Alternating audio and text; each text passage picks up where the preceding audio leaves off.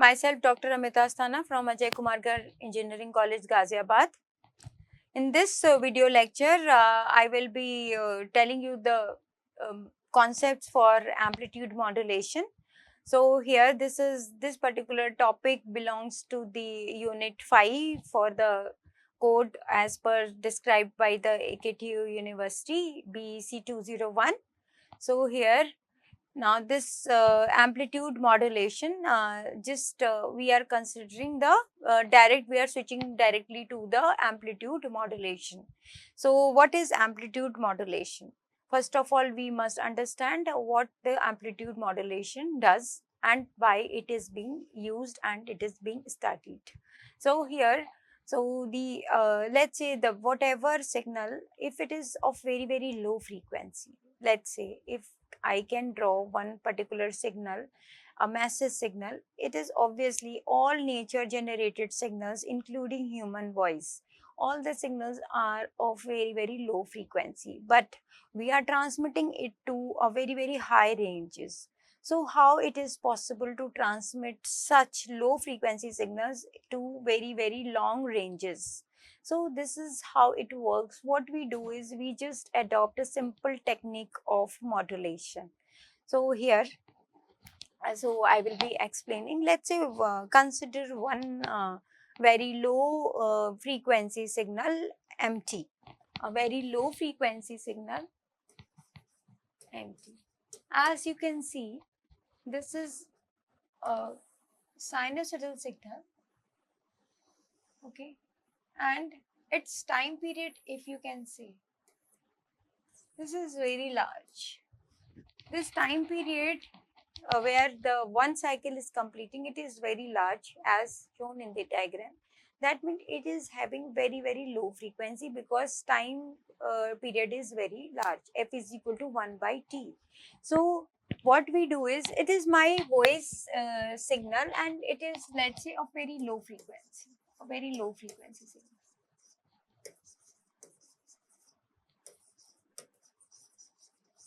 Okay, this is very low frequency. It can be sine, it can be cosine also.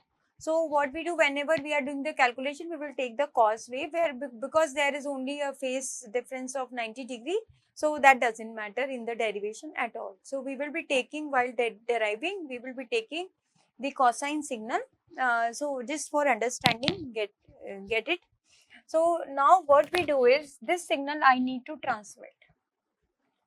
So transmit to a very long range, which cannot be possible without modulation. So what I do is, I take one more signal, one more carrier signal of very high frequency. As you can see here, I am taking a signal of very high frequency, very high frequency. See, the cycles are repeating at a very high rate. So this is a very high frequency signal.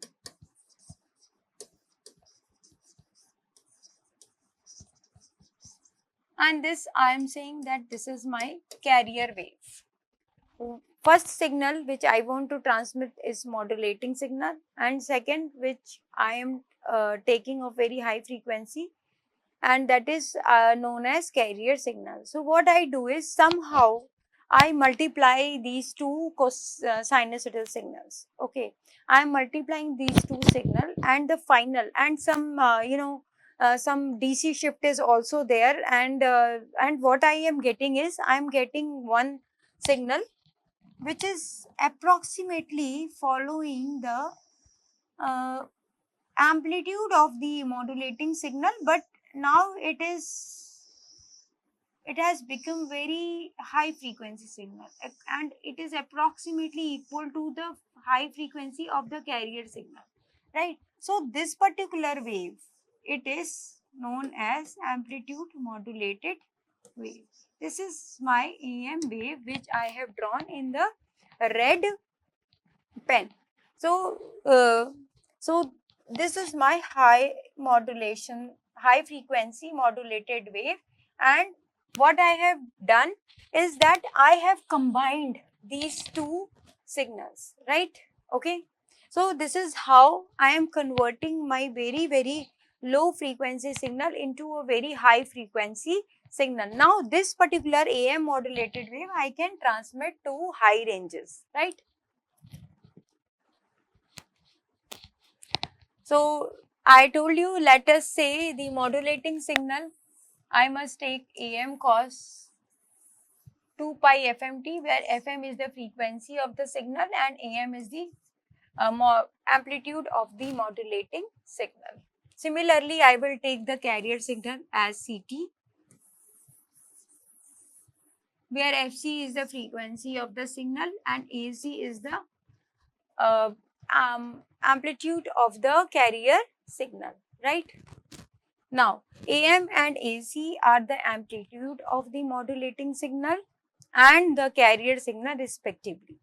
FM and FC are the frequency of the modulating signal and the carrier signal respectively.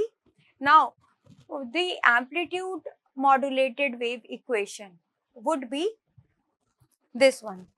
ST is equal to, this is AM modulated wave, AM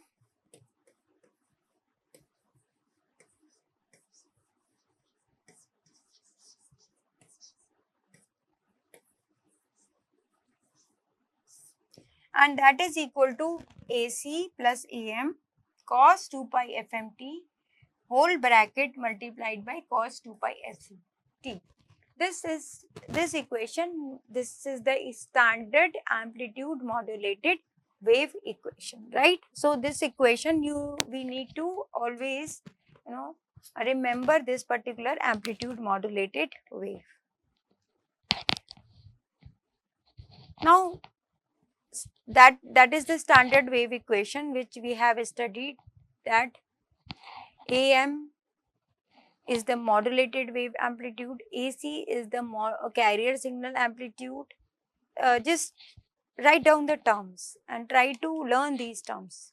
Okay, AC is the carrier wave amplitude, FC is the carrier wave frequency and FM is the frequency of the modulating signal. So now take the AC common from this standard equation of the AM modulated wave and you will get 1 plus AM by AC cos 2 pi FM, and after the bracket you will write cos 2 pi FCT. So I'm saying take AC common from this particular equation. This equation you need to learn, this equation you need to learn. This is the standard equation of amplitude modulated wave. So this AM upon AC is defined as mu. So the equation becomes ST is equal to AC 1 plus mu cos 2 pi FMT bracket close 2 pi FCT. 2 pi FCT is the equation where mu is the modulation index. Note down, this mu is the modulation index and try to learn with me, mu is equal to AM by AC. This mu is equal to AM by AC and this is known as the modulation index, and it has a very important role in deciding the how much modulation we have done. So mu is the modulation index and it is equal to the ratio of AM and AC, right? Mu is equal to AM by AC. So here now we will see what is mu and how the A max and A minimum we are writing here. One more formula we can derive for the modulation index from the previous diagram, which we have understood that A max and A minimum is the maximum and minimum amplitudes of the modulated wave, let's say. So here we go back to the diagram. See here.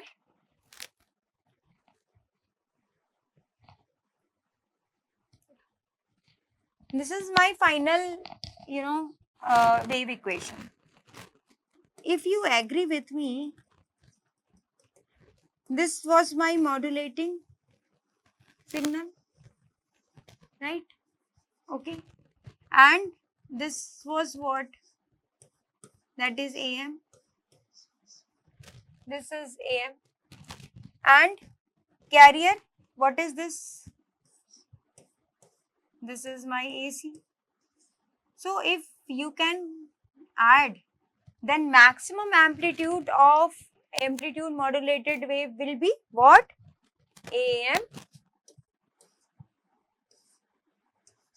plus AC. It is A maximum. AM plus AC, right? This A maximum is equal to AM plus AC. Now, try to understand one more thing. Now, I will draw it in green. So, this is the minimum amplitude. See, this is small amplitude is the minimum amplitude. I want to find out this value, A minimum. So, I know that this one is, this one is AC and this is AM.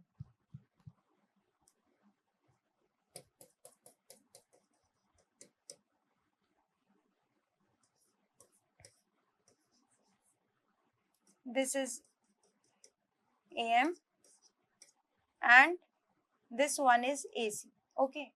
So if I subtract this AM minus AC, or you can find out from here also, this is AM and this, if you are finding, this is AC. So this AC minus AM is the minimum amplitude. So what we are writing from the figure is AC minus AM is the minimum amplitude and AC plus AM is the maximum amplitude. From the model, see here, this is AC and this is AM, and I want to find out this chota sa, this one. Okay, so that is what? AC minus AM.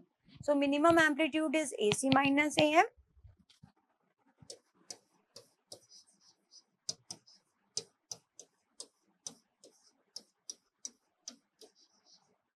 Okay, so I have found the A max and A minimum from the figure.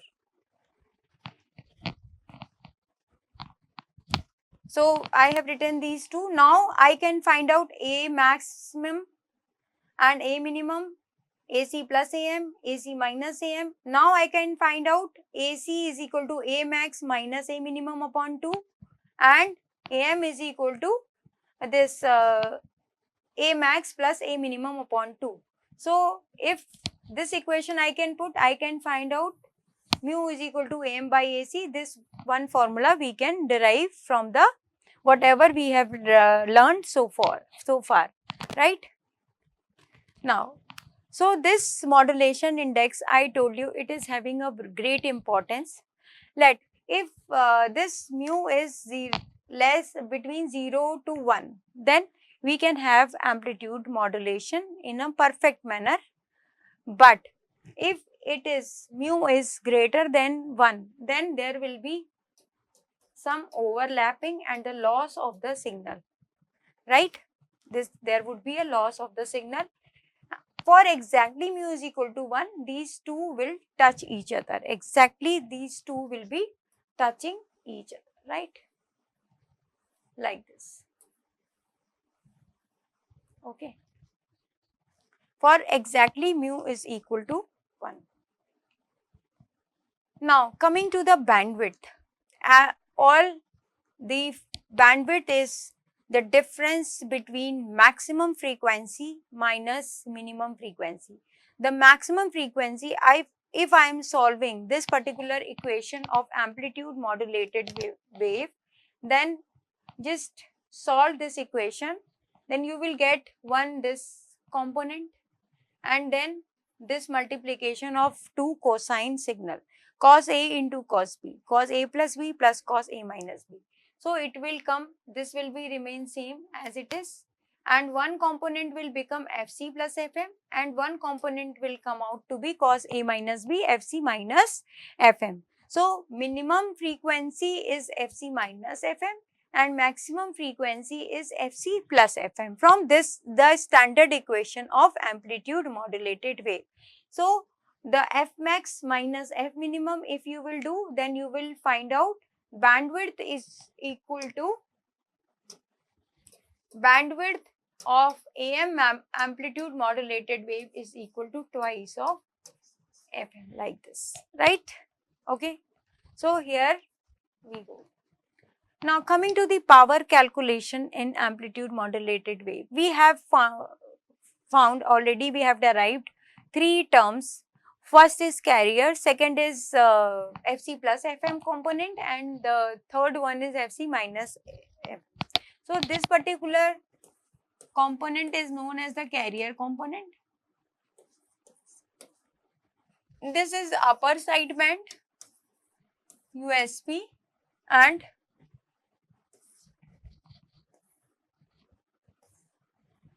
this one is Fc minus Fm is lower sideband LSB. Okay, this one is the lower sideband frequency components. Then we need to calculate the power. So power of this one, and power of this one. This is PC plus PUSB plus PLSB, right? So these three powers, when we will add, then we can get the total power contained in the amplitude modulated wave. So we have to calculate this one. So PC is equal to AC by root 2 square upon R, that will come out to be AC square upon 2R. The power in the upper sideband is again we will take the RMS value of the amplitude of the second component, and we will get this one. PLSB and PUSB powers are same, as we can see from this formula.